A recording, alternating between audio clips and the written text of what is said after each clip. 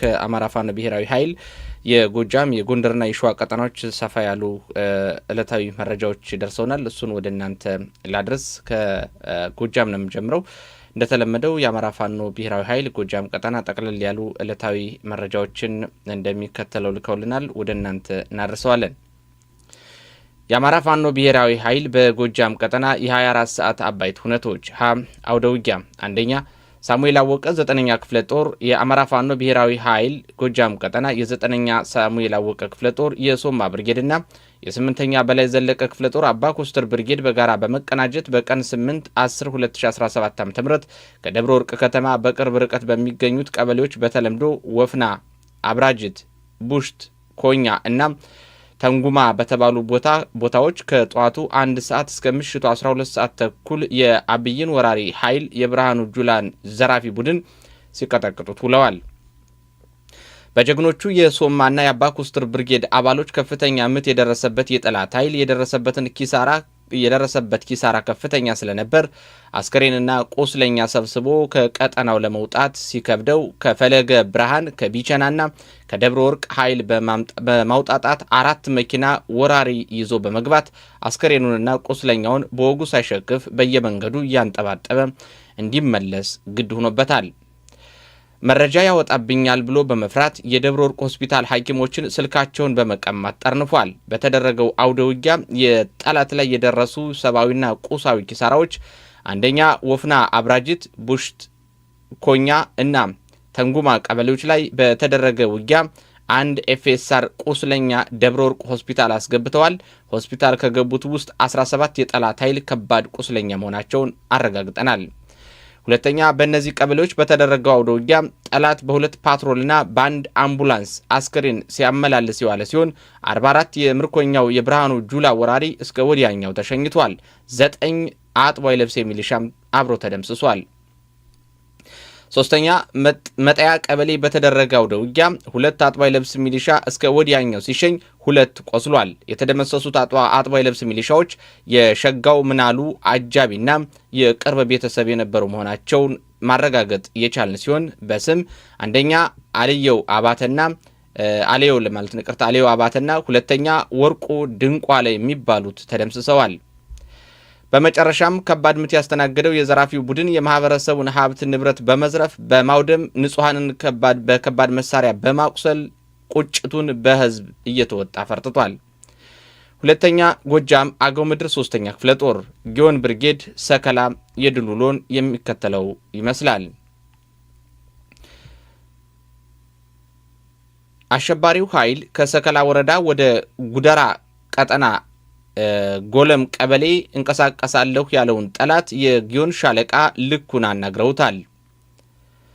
አውደ ውጊያው ከጠዋቱ 1 ሰዓት እስከ ቀኑ 6 ሰዓት ለአስጨራሽ የነበረ ሲሆን በዚህ አውደ ውጊያ 23 የጠላት ኃይል የተደመሰሰና በርካታ የጠላት ኃይል የቆሰለ ሲሆን 570 የክላሽ ተተኳሽ፣ 342 የብሬን ተተኳሽ፣ 25 የክላሽ ካዘና፣ 46 የዝናብ ልብስ አገዛዙ ኃይል መማረክ ተችሏል። በሌላ ዜና ሰከላ ግሽ አባይ ከተማ ሳንግብ ቀበሌ መሽጎ የነበረውን የጠላት ኃይል አድማሱ ሻለቃ ጥቃት የሰነዘረበት ሲሆን የአናብስቶቹን ምት መቋቋም ያቃተው ጠላት ሳንግብ ቤተክርስቲያን ውስጥ በመግባት ሕይወቱን አትርፏል። በዛሬው ውሎ ከጠላት በተተኮሰ ጥይት 3 ንጹሃን የቆሰሉ ሲሆን የህዝብ ልጅ የሆነው ፋኖ ወደ ሕክምና ደርሷቸዋል። ሶስተኛ የአዲስ ዓለማየሁ 7ኛ ክፍለ ጦር የአብራጅት ብርጌድ ለተከታታይ 3 ቀናት ውጊያ ሲያደርግ እና ጠላትን አይቀጡ ቅጣት ሲቀጣ የቆየ ሲሆን ነበልባሎቹ ወደ ቀጠናው የመጣውን የብርሃኑ ጁላ ዘራፊ ቡድን አስከሬኑን በየመንገዱ እያንጠባጠበ እንዲመለስ አድርገውታል። በትናንትናው ዕለት ቀኑን ሙሉ በዋለው ውጊያ ጠላት የፋኖን ክንድ መቋቋም ያቃተው ዘራፊ ቡድን ወደ ኋላ በመመለስ ደጃት ላይ ጠድቧል ወይም ቆሟል ለማለት ነው እንግዲህ በአካባቢው አማርኛ። በዚህ ውጊያ 17 የጠላት ኃይል ሲደመሰስ ከ9 በላይ ማቁሰል መቻላቸውን አረጋግጠዋል። ዘራፊ ቡድኑ የማህበረሰቡን ሀብት ንብረት በመዝረፍና በማውደም ንጹሃንን በከባድ መሳሪያ በማቁሰል የተለመደ ቁጭቱን ተወጥቷል። ለጠላት በግፍ እየከዳ ነው።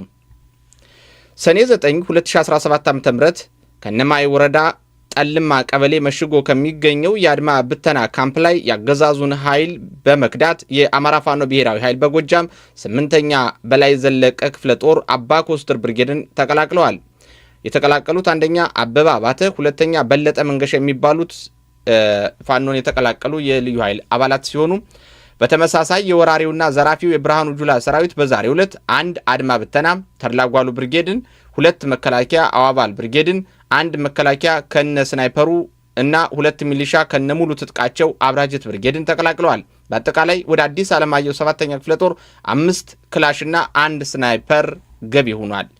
ያገዛዙ ስርዓት እየጠለቀች በመሆኑ 7 የጠላት ኃይል ከነ ሙሉ ትጥቃቸው ፋኖን ተቀላቅለዋል ማለት ነው። ሐመሮሃ የአማራ ፋኖ ብሔራዊ ኃይል በጎጃም ቀጠና 5ኛ ክፍለ ጦር የወንበርማ ብርጌድ የህዝብ መድረኮችን በማዘጋጀት ውይይት አካሂዷል።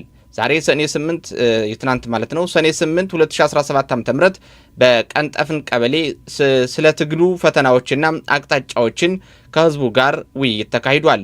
በውይይቱም የቀበሌው ህዝብ መንግስት ነኝ እያለ በግብአት ስም የጤና መድን፣ አልማ፣ ቀይ መስቀል፣ የሚሊሻ አበል እያለ ህዝብን እየመዘበረ እንደሆነ ገልጸዋል።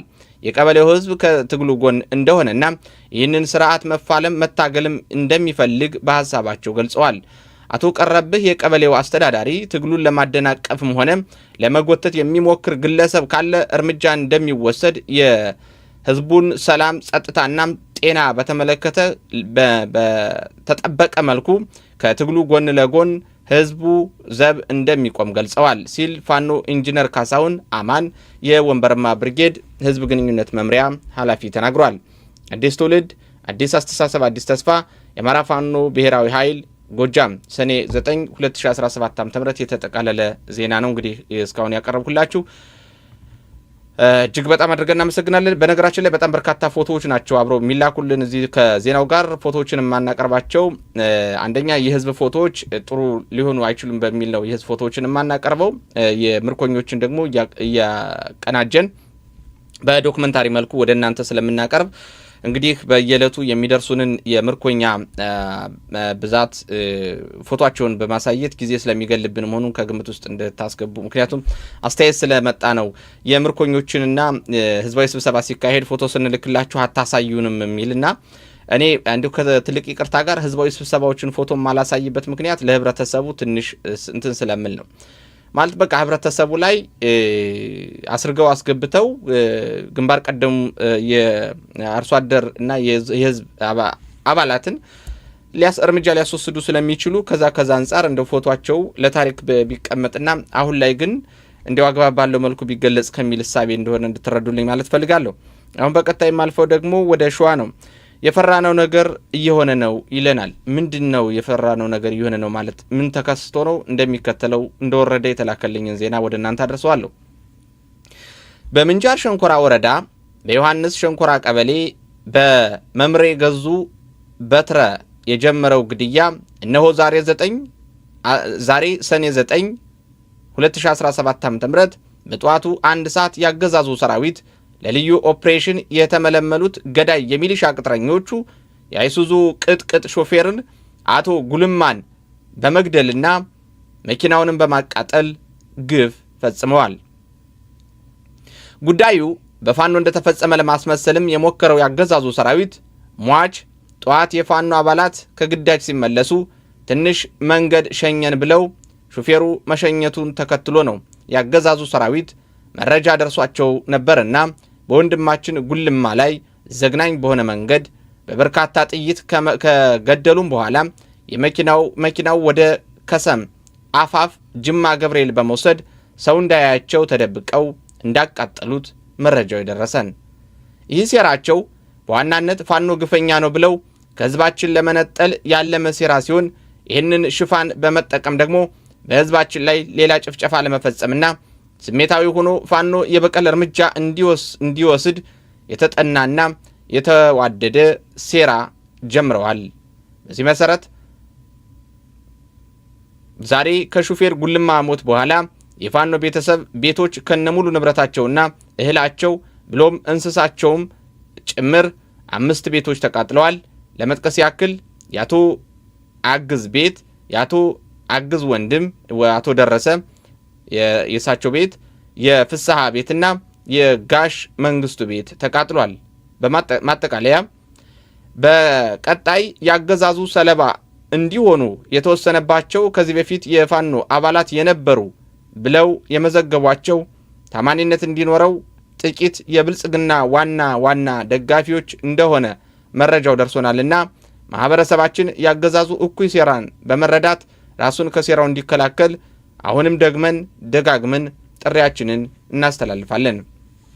ለሟች ነፍስ ይማር፣ ለሟች ቤተሰብ መጽናናትን እንመኛለን። ድል ለአማራ ፋኖ ብሔራዊ ኃይል ይላል።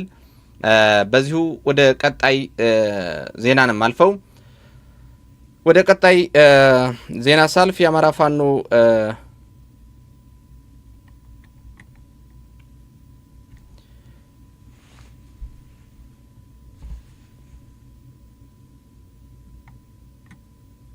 የአማራ ፋኖ ብሔራዊ ኃይል ሸዋ ቀጠና ከ7 ክፍለ ጦር እና አጼ ይኩኖ አምላክ ክፍለ ጦር ሴንትራል ኮማንድ ወታደራዊ አቅሙን ለማዘመን ያስችለው ዘንድ ለምልስ መከላከያ፣ ምልስ ልዩ ኃይል፣ ምልስ አድማ ብተና፣ በስርዓቱ ላገለገላችሁ ፖሊስና ሚሊሻ እንዲሁም ለአባት አርበኞችና በማንኛውም ወታደራዊ ስልጠና ሰልጥናችሁ በአገዛዙ ለተገፋችሁ የአማራ የቁርጥ ቀን ልጆች የተላለፈ ጥሪ። የአማራ ሕዝብ በሚወዳት ኢትዮጵያ በሕይወት የመኖር መብቱ ተነፍጎ የብልጽግና አገዛዝ መዋቅሮቹንና የአገዛዙን ወንበር አስጠባቂ ጅምላ ተጋላቢዎችን ተጠቅሞ አማራና የአማራ የሆነ ነገር ሁሉ መጥፋት የጀመረው ገና ስልጣን ከመያዙ ማግስት መሆኑን እሙን ነው።